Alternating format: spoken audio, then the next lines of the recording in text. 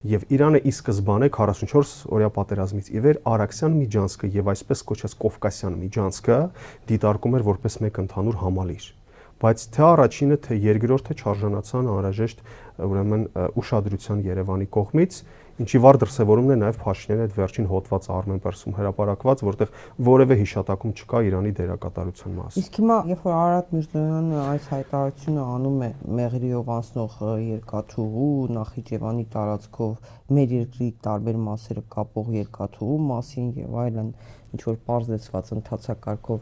կներեք, սա օդ չէ, այս խոսքը։ Բացարձակ օդ է, շատ շուտ է դրա մասին խոսել, առնվազն վաղաժամ հայտարարություն է, որովհետև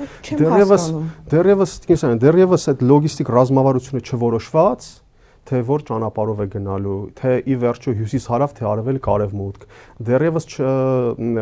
սահմանված այն խաղի կանոնները, որոնք այսօր առաջարկում է Իրանը, դեռևս հաշվի չառնված բոլոր այն շահերի բախումները, որոնք այստեղ տրանսպորտային տիրույթում տեղի են ունենում, Թուրքիա, Ռուսաստան, այո, Իրան, Ադրբեջան այդ